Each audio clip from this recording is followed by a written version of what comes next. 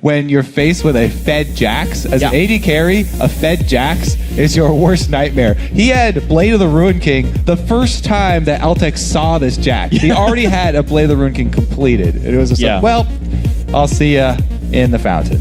Yeah, he had BT Triforce when Altec had BT Sheen. And I was like, yeah, it's not going to be ideal. So I guess Ruin King Triforce rather than the first one. But here we go. Second game. Cloud and Tempest actually continuing the Nocturne ban, adding LeBlanc to the pool.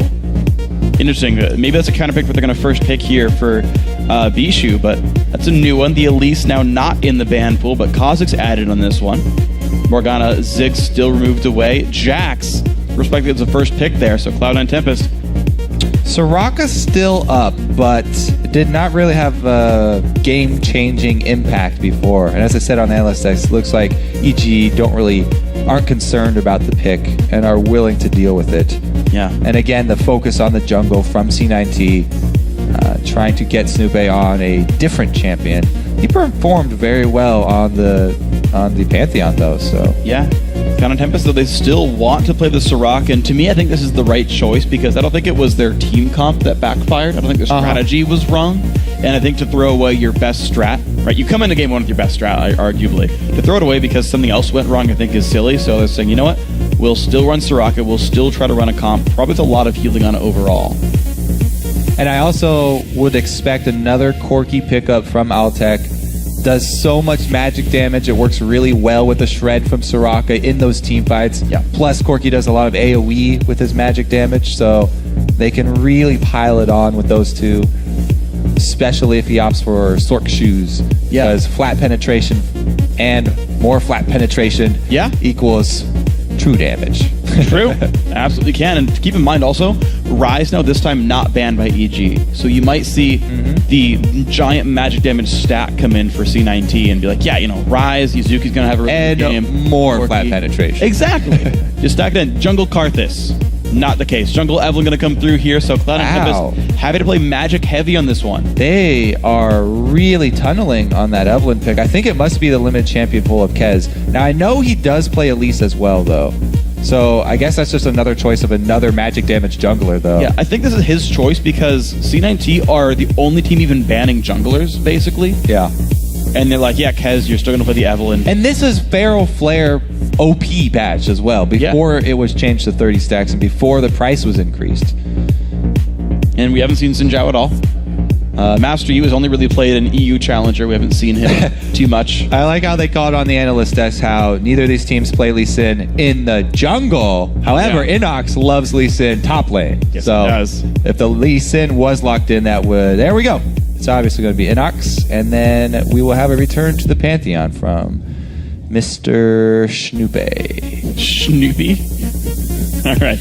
Well, let's give him the grab there, the Pantheon. So a lot of similar picks going through for Evil Geniuses. The only new one being the top lane so far. Saying, well, you didn't get Jax because we banned it, but have Lee Sin, your other great champion for Inox. Yeah, this is interesting. Going for the counter pick here, Lee Sin into Ryze.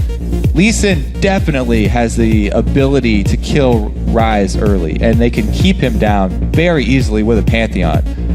One gank there, the same situation could happen as last time.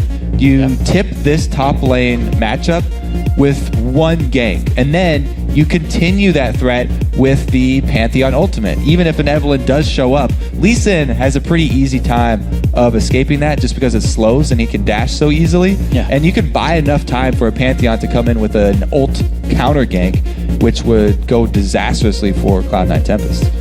So now Evil Geniuses have the chance to make a similar situation and make it, again, 4 champions the same for both teams here. Top laners are different because of the bans. The rest of the comps equal for both teams. We're definitely going to see if the first 10 minutes play out differently because last time was a complete disaster for Cloud9 Tempest. They have to play safer this time around, and they've got so much magic damage here. They're very, very heavy on the magic damage. Even Evelyn going hybrid. I guess they have 2 hybrid champs with Evelyn and Corki, but it's still overwhelmingly magic damage. So that should be the easy build path for Evil Geniuses. And towards the late game, they'll have an advantage there. Yeah, so I want to see then how the builds pan out, because I know for Pantheon it's easy to buy Hex Drinker. For top Lee Sin, actually you could buy one as well. So I feel like it's easy to add into the build paths. And the thing is, with all this flat penetration from the champions, you really need to build magic resistance if you are on EG right now. Because if you don't, then it's going to get right down to that true damage very quickly with Rise and Soraka. You can go negative with those abilities, so you do want some there. So guys, as the teams load into the Rift, remember to tweet us your picks at LOL Esports. Use the hashtag C9T win, or if you think Evil Geniuses will come out on top, use the hashtag EG win. We'll see, of course, how your votes go in throughout the game. You guys did... after the online poll, the Twitter poll had EG pulling ahead in game 1, and you guys were right on that one, so... Looks like the guys were changing their minds halfway through. Pretty accurate. Once you see the game play out, you're like, you know what? Pretty easy to analyze after the game has started. To be fair, they did that one before the first blood, so I'll give them credit. They saw Champ second and was like, I feel EG in this one. Yeah. Okay, so it is going to be a teleport Lee Sin matching up with the teleport Rise. Yeah. And the analysts were also talking about how Cloud9 might want to force that 2 versus 2 because they feel like they have such a big skill discrepancy in the bottom lane. But we'll have to see how the early game plays out, because that's such a hard thing to pull off. It's really such a guessing game, trying to figure out where your enemies will start out. And if you guess wrong and you on blue side make the switch and send your AD carry and support top, then it can throw the entire game off. And that's not what Cloud9 want to do. They want to have a calm start so they don't have the same problems as last time, and they actually get to play their team comp out without having to deal with some ridiculously fed top laner. Well, we'll see how the early game pans out then. Cloud9 Tempest once again. They ward the blue buff, and they walk down to the Tri-Brush. Now the thing is, if EG has like any coaching staff here, they could be like, hey, so by the way, their level 1 last time was ward the blue buff and go down to Tri-Brush, and C9T running the exact same plan. To be fair, EG running the same plan as well for themselves, but... Yeah, so this is the lowest risk beginning starts. We went over it so many times, but yeah, both teams invading the opposite blues, red side going up top, making the switch, and it looks like we will have the now standard switches and early tower pushing as well. Wow, and after watching game 1, people have changed their minds pretty heavily. Evil Geniuses definitely do look a lot better in this series. 84-16. You see the result from the game 1, and then you see the champions in game 2. Oh, they're all the same. Well, the odds. How good is Yuzuki's Rise? The odds have changed. All right, so it's the 5-man invade using their Soraka to come as well. See how long he stays there. Orianna getting the early shove on Soraka could actually hurt that mid lane matchup. And it looks like Pobelter will get the early shove if he wants it. Getting to lane first. Can also zone Soraka pretty well with that ball placement. So it is going to be the 2v1 setup. No, actually, look at this. There's a recall. This is smart. Okay. So there's a recall from Glebe Larbu on Thresh. This is the counter to the 4-0 play. Your AD carry solos the empty lane, and you 3v4 the heavy lane. So they haven't recalled the other people, though. So right now, it is just the Thresh. Now the other two start to recall, so they're going to try and 3-man defend the 4-man push. They need to get there at the perfect timing, though, because EG are pushing on the second wave, and they're going to have Lee Sin and Pantheon in position. If it's just Glebe, then they can catch him out. So good ward, but they need to get into the turret to be able to defend it. They are trying to teleport in just to get positioning here. Evelyn really far behind. They're both level 1. It's a 2 versus 4. Yuzuki going to take a whole bunch of damage. Stunned up. He goes down for first blood. He was alone on that one. Second wave push comes in too fast.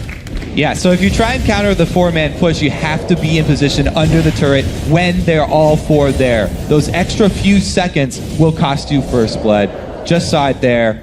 Rise does bite the dust first.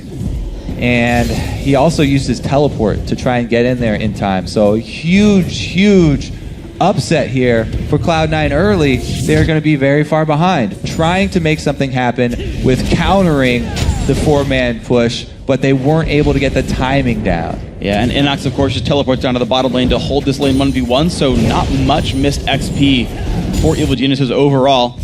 Looks like Yuzuki and Glebe will be safe up here, but it's just different 2v2 lanes. I don't know if this is the one that C9T really wanted.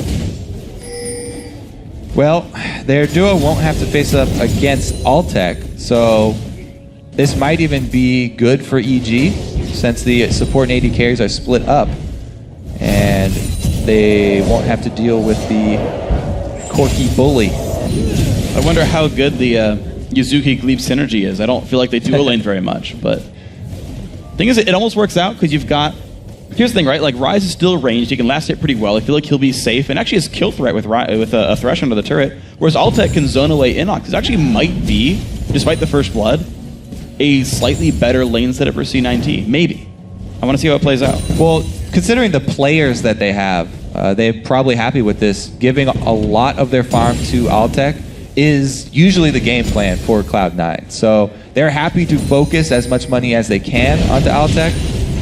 And they have the confidence in him to use that money to carry in the mid and late game. He did miss a CS right there, though.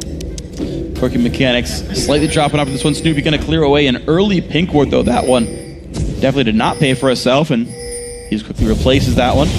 Altec now trying to still hit this bottom lane turret. Is down about half HP. Inox not able to easily defend this one. Lisa not the best lane counter to Corki. Interesting counter jungling here by Snoopy as well. A lot of time here for Kez just walking around after Snoopy found his pink ward and replaced it with his own. If they do run into each other, Kez actually has a level on Snoopy, and he should be able to take him. Oh, Snoopy waiting around.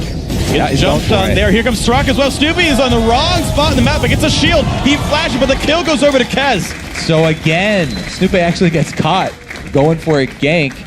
And this time around, the flash does not save him. There's no Jax to stun. Inox finding some good damage in Altec, though. Half HP and almost no mana now in the Corki. You can see what Altec was doing there, though. He did a short Valkyrie just to get enough distance so he could turn back around and auto-attack. He wasn't just running blindly away from Lee Sin. He was still looking to move aggressively. Uh-oh, some danger right here. Altec does have Summoner Heal, burns it, but Inox has the Q. Does have to flash away. Altec not going to chase. Yeah, is calculated there. The one more auto attack would not be able to kill Inox. So he does not go for it, and he takes the summoner advantage. It's these small things in the trades that that Altec does that really make you appreciate his play. The difficult thing for Inox, though, too, is he basically went one wave early because his teleport still is not yet available. He has to walk all the way back to lane without boots of speed.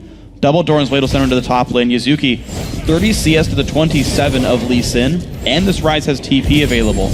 I feel like when the lanes settle out, this is a better match for C9T's top laner. Yeah, they're happy to get Yuzuki to that tier very early here. Now he can actually recall, and both teleports for the solo laners will be up. Yep. Goes for Catalyst, undoes it, goes for tier instead. Yuzuki realizing, now I still want the mana sustain to go up, buys the pieces of Catalyst. Kez roams through the mid lane. Crepo, I like that ward. We talked about how to beat Evelyn is getting wards in the enemy jungle to watch her doing camps. Crepo spends some time saying, well, if you go double golems, we'll know. Snoopy has a ward by the Wraith camp as well.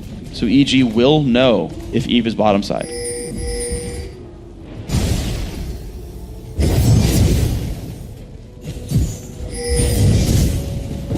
Mid lane is holding equal as well. So it was actually better for Pelter by this point last time in. Looks like it's gone a little bit more equal. Doran's Ring. Both these guys, you're kind of an amplifying tome lead versus Boots. Not a big deal. Snoopy's still level 4 though. Getting pretty behind because of that death this time around. And when Snoopy gets behind, he usually has a pretty hard time in the remainder of the game.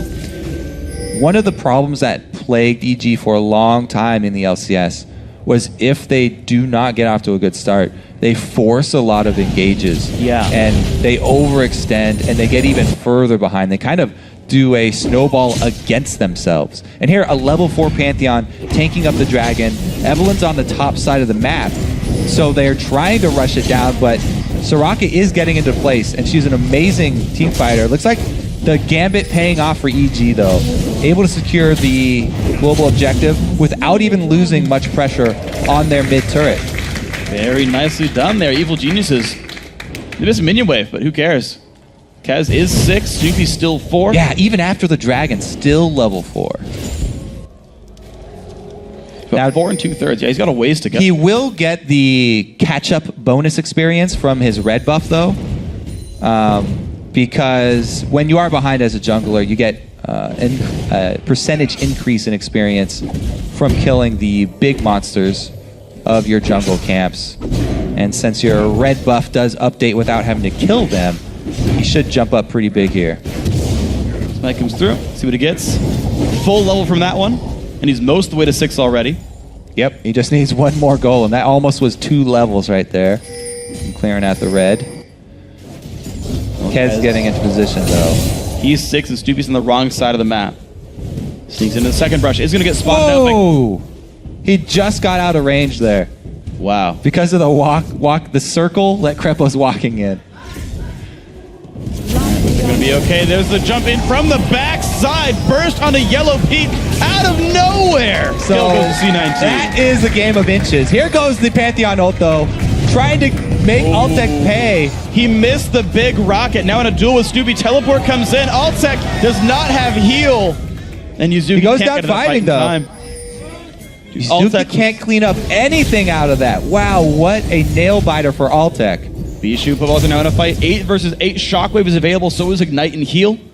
It's going to be nothing for nothing, though. And Evil Geniuses, actually, they found their way back into this game thanks to that dragon and the trading kills. EG's ahead in So gold. both junglers with successful ganks on opposite sides of the map this time around. Altec almost was able to outplay that 2 versus 1 and get someone low enough for Yuzuki, but not quite. Just seconds are making the differences between these two plays, up top and down in the bush, where Krepo barely backed off for a second and allowed Kez to get into the bush. Wow, so there we go. Level 9 now found for Soraka. 9 soon for the Orion in the mid lane, and we have a 400 gold lead for Evil Geniuses. How else will the lanes pan out? Looks like Yellow P actually rushing for a Trinity Force, Altec doing Bloodthirster, which means Altec's slightly stronger in a fight right now. You can see he has a level lead because he was soloing that bottom lane for so long. Can he bully out Yellow Pete much? They're trading blows back and forth. Q's dodged. I do like the game plan from EG as well, focusing Pantheon ults this time around on Altec to try and keep him down, since C9T are funneling a lot of money into that Corki. They don't want to let him get out of control, and you saw how he almost already got to that point as he was taking down Inox, and Snoopy barely was able to save him. Good job shoring up their weak spots. Bishu, though, in the middle of 3 to 4 enemy champions. Inox comes from the side. Kez down to half HP. Snoopy gonna flash stop, but the heal comes out, keeping him safe. The kick not gonna do enough now. Snoopy, Inox on the wrong side of the map. Glebe, does he have the spells available? Yuzuki just might. The burst comes down. Snoopy falls. Inox goes down. Double kill Yuzuki. Ooh, too deep for EG right there, and good roam down from Yuzuki coming to clean up. That should also give them control here. Pushing against Oriana is not quite as difficult as pushing against Soraka, but it still will be a task for them, so they decide not to try and go for it. Meanwhile, we just still have this duel. The AD carries featured matchup right in front of us. Altec goes in. Yellow Pete forced back to the turret, does not dodge the Q. One more rocket, not going to go for it.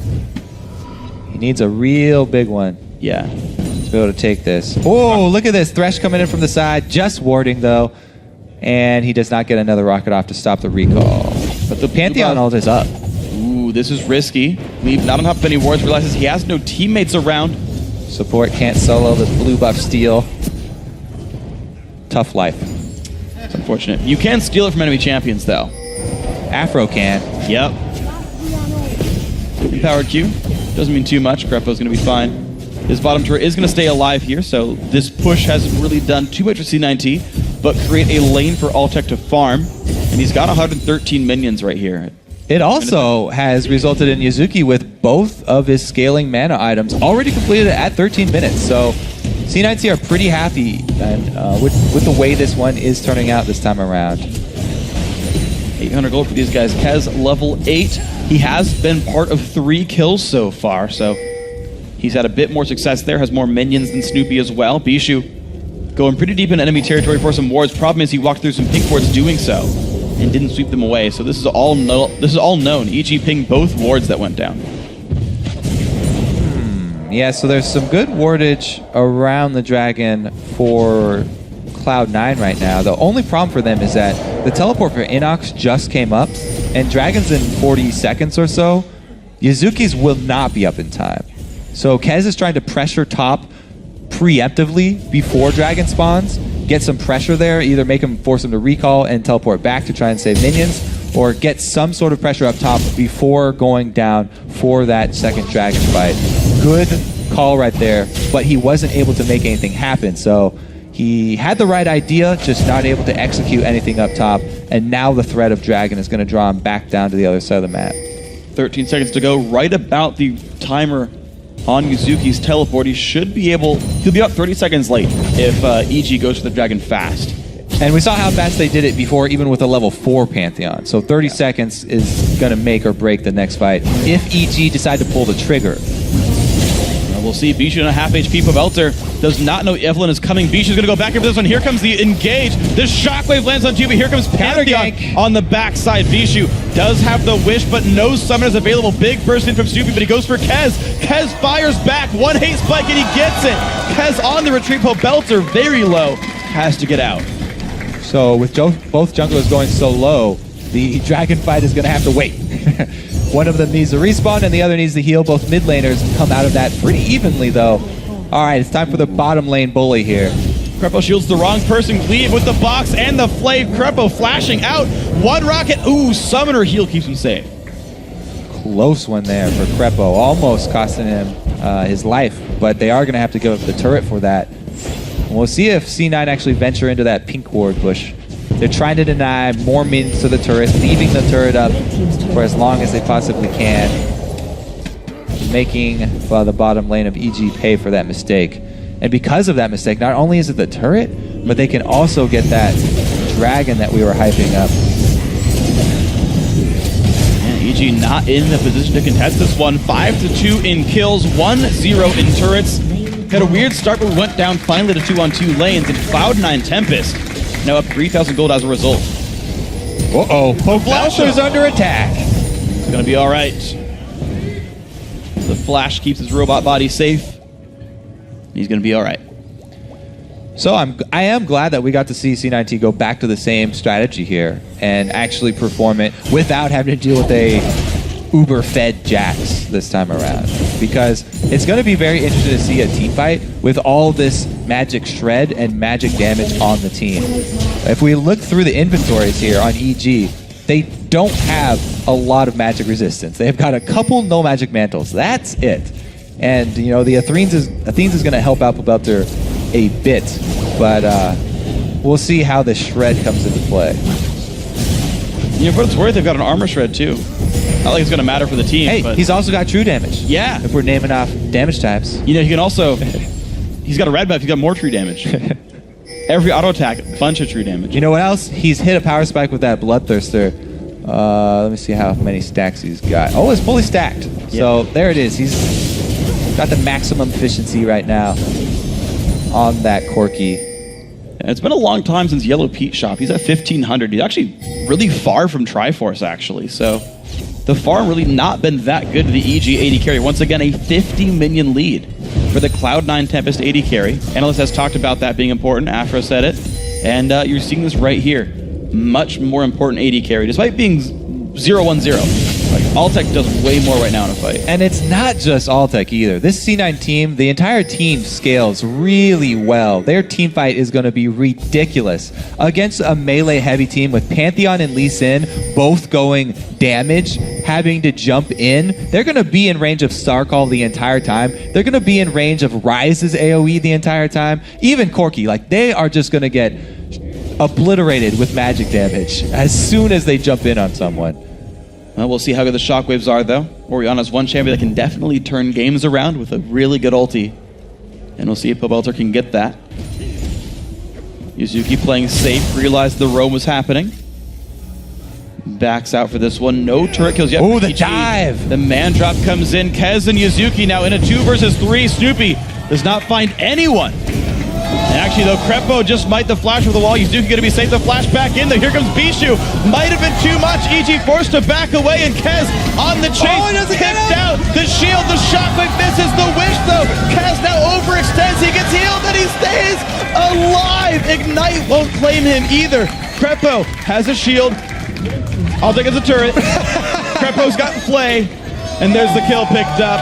Big fight C9T. Wow, turning around the dive. C9T, they force, this was the engages we were talking about from EG. I said when they get behind, they force these things and they get further behind. They snowball against themselves. When they get ahead, they press it really hard and they get a tremendous lead. We see games like last time. When they get behind, it's the exact opposite here. So once again, they go for the dive, but the move speed on both these champions. Ryze pops his ulti, Kez pops his W. Yuzuki does a good job of flashing over. It's so fortunate that he did it at the exact time that Inox actually threw his Q. So much damage being put out with the Ryze and Soraka. That's what we were just talking about for so long. And Kez survives because of the ridiculous amounts of heals and shields from the team, ending up with a 4-man. It was a 4 versus 4, but Lucian was actually doing nothing this whole time. Lucian was just walking across, trying to join the fight, whereas Altec was on his own mission. He was getting farm, and he was also taking turrets. The flash summoner heal from Bishu is what saved Kez in that one. Yep. Kept the fight going. So teamwork all over the place for these guys. Managed to make the plays they needed to do. 5,500 gold now puts Cloud9 Tempest ahead in this game 2. Very lackluster first game, off some early game mistakes. They stopped those from happening, and it's a much different game here. Now the test is, so Evil Geniuses, they had a giant leader, Leon, a big fed Jax. They said, okay, we'll control the map, we'll siege up, and close the game in about 35 minutes. Cloud9 and Tempest now are in control. How do they play with these? I'm really surprised at the fortitude of these Cloud9 players. They are young players. They talked about not having land jitters anymore, but the confidence to go right back to the same strategy that they got obliterated with just because of an early game mistake. They're like, yes, that was an early game mistake. We're not going to abandon our plan. Everybody stay on board. We can do this. And they're definitely pulling it off this time, even with, again, failing with part of their plan. Trying to go with the 3-man defense of the 4-man push. They still pulled it out. They concentrated towards the mid game, and they've held together just so well. Yeah, actually, I remember at the end of game 1 where they got pretty much one-sided, just stomped. They were all kind of smiling. Like, Bishu sat there and was like, yeah, we lost it. Yeah, it was a really bad play top, but you know what? It's fine. Like, you could see on his face he was not even worried about the series. And so, you know, I just kind of want to echo your point that, yeah, these guys have been coming back in this game. Came back from a very rough level 1, and they're doing much better here. So, let's see what their next move is. Siege towards the mid lane. Glebe helping out with Bishu a little bit there. Another ulti. Gigantic. Push in now towards Yuzuki. Not in range for the stun. Inox finds the Q, though. Slows him down, and this Ryze has got nowhere to go. Great kill picked up. Shut down. They're waiting in place for the dragon, though. Snoopway commits up top. Cloud9 get an objective for it. Now, the question is, how fast can EG push? Can they get this secondary turret down? Because that would be completely worth it. However, the minion waves are lagging for them, and it doesn't look like they're going to have enough damage to pull this one off. Only 3 ranged, no way. And the mid-outer turret actually goes to Bishu anyway. Looks like Pobelter had to pull back for a little bit there, and EG don't get anything for it. It's actually a dragon and an outer turret for a kill. The outer turret was pretty low. Well, yeah. We'll give it to him. Okay. Altec, we're trying to make some solo plays here. He's got red buff. That was through 2 shields. That was Orianna and Karma putting a shield. They went down to half anyway. So there was some very real damage there. It is Sork Shoes, by the way, from Altec. Yeah. And I like this. He went Sheen into Pickaxe. I think he's actually going to finish the Last Whisper next. That'd be weird, but I feel like the double penetration build. It's weird to me. Like I'm not completely convinced by Last Whisper, but it's like I could see him not finishing Triforce. We will check the damage split of Corki after this game. Usually it's pretty heavy magic if he's doing, more poking. He's doing a lot of auto attacking as well, though. So we'll have to see what the split comes out to be, and if Last Whisper is warranted. This time around, though, with so much magic spread, I feel like he's just want to buff up those spells. C9T, yeah, significant vote swing there. Fickle voters. Well, I mean, I think they're just being smart with this one. No faith, man. You gotta stick with your choices. even in the face of a 6K gold lead. Well, hey, there you go, 70-30. They've matched the kills. It's 7-3 in kills. So basically, every time you get a kill, 10% vote swings in your favor. All right. C9T need 4 more kills. They're 110% likely to win. That's how numbers work, Freak. Yes, it is. Don't worry, we got this. Bobel, they're going to take away some wolves. The pink ward wars. All the pink wards are dead. It's a massacre. And only the greens survive. But they have really short lifespans anyway. They do have natural causes very often. Glarbu, pink ward. Uh-oh. Another fight for wards up there. Bishu steals the kill. No gold to Glebe whatsoever for that one. Even though he did 4 of the 5 hits. All right, Rise is fully stacked, guys. He's got both of his items to completion now. And he's ready to team fight. Yeah. Him plus Soraka. They are looking to force something up in this top turret. They preempted this move with some pretty decent vision in the jungle, but they weren't able to clear out everything from EG. So the picks will probably be pretty hard to pull off, but it's the right idea. Snoopy. Oh, he wins the war over the Wraith. Now, if the whites... Never mind, I don't want to bring that up. Nope, it's fine. I see. We are not naming all these camps. All right, the 5v5 that C9T want may just be unfolding before our eyes. Kez looks for Pavelter. There's a Lantern, 1-man slow from the Evil. The 3-man Shockwave, though. This could be really big. 1 for 0 so far. Bishu is healthy. The hook on an Inox and Lee Sin goes down. 2-0. Bishu pops another couple of Summoner Heals. He stays alive. 3rd kill picked up. 2 of them going to the way of Altac, and Cloud9 Tempest win a big fight. Yeah, we get to see the power of the team fight, and they do get that pick that they're looking for with Kez. All he wanted was that slope, just to get one person out of position, and they obliterate their target. This is the power of the mid-game spike here from the Corki Soraka Rise. They have ridiculous team fight, and if they can catch you, they will kill you, and they will take Baron after. And Kez is undefeated in smites, but here comes the Pantheon. C9T crew back up. Kez gets obliterated. Snoopy gets 1 kill. He will trade his life for it. No one from EG is around. It is 1 Baron buff off. But it is an assisted kill going over to C9T. Now, the teleport down here from Yuzuki, they're also going to save the turret.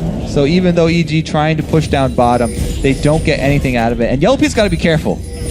Yuzuki can easily take him out 1 versus 1. Rise is a scary dude. However, 4 versus 1, the rest of this team rotates down. Yeah, it's been pinged out. C9T knows about it. Crapple gets some wards. This is good. EG, despite losing control for a couple of fights, get wards down deep in the jungle. They take the mid turret down. Yuzuki has been tipped off. Someone called into the hotline, gave him an anonymous tip. It's like there's a Soraka on the loose, or an Orianna on the loose. Gotta be careful. Well, it was a karma. Whatever. Good try. I'm not saying the anonymous tip was reliable. Okay. The guy who called in said it was Orianna. Well, job well done. Now they've got Baron buff, and another siege would probably just result in action if they get a hook onto somebody. They're going to be looking for Glebe to throw out the hooks under turret, and if they can land one of those, they definitely go for it. But EG, they should not be trying to force anything, just waiting till the tower dive comes from Cloud9. Well, there's 2.5 minutes left in the Baron buff for C9T to look for that dive. They do have heavy armor on Kez. Rushed to Randuin's Omen, added a Ninja Tabi. You've got Frozen Heart already done for Bishu as well, who also went Ninja Tabi. So there is a lot of armor there if they do want to dive. Face the Mountain also done for Glebe Glarbu. So there's extra shields there. Glebe hits a ward. There's the dive in towards the top lane. Altec's kind of got nowhere to go. Glebe is just below him, though. And the catch is not there. Altec gets away. Yeah, Snoopy would have to fully commit to that if you wanted to get that pick. You would have to flash for that stun. And he does get it, but it's a little late. Glebe are already there for the exit. He flashed for the stun. There's a lantern there. Crepple, though, gets the root onto Kez. Lands a Q, but haste afterwards. There's a big ulti across Bishu in the middle of the fight as well. Altec there for the cleanup. 1 kill picked up. Single man shotgun, but he goes down right away. 1-for-1 fight so far. EG, can they get out? Inox jumps the wall. Yellow Pete looks safe. Bishu takes damage. It's 4 versus 5, though. The entire time, Rise is pushing down bottom, and he's got the turret. All right, that's Inhibitor turret going down. And Inhibitor itself now taking damage. Yasuki has some extra ability power, and it's decent damage, but he backs off. All right, they can take Dragon now. Just move all the way down and take the extra gold that is on the map. No need to press for an Inhibitor. It's already exposed, so they can return to the scene. All right, so they get a pretty good Eve ulti after he gets away from Crepo. Altec just gets annihilated here, though. They stun him into the shockwave. Dragon does go down. Okay, so Cloud9 Tempest, 1-for-1 team fight, but they pick up a Dragon and an inhibitor turret in the aftermath of this one. Putting them now 10,000 gold in the lead, and they're 120% likely to win the game. EG sitting at 50-50. 29 minutes in, so C9T definitely slower in the advantages. It seems like they're taking a bit more time with this one. They're not getting as many deep wards, I feel. And they're not getting that same level of siege, but they are at 5 turrets. Bijou gets the big Wraith. I also got to point out, Snoopy has secured every single kill for his team. He's building really offensive because of it. He's got 100% kill participation because he took every single kill. Yep. That's the way to do it. He's a team player. Yep. Don't need assists. It's all him. If you're a one-man team, are you always a team player? Yes. In that case, there is a me and team. All right, the exposed inhibitor is where they decide to return to. Rise does now have teleport. So pretty easy choice here for C9. They don't have to force anything. They wait for EG.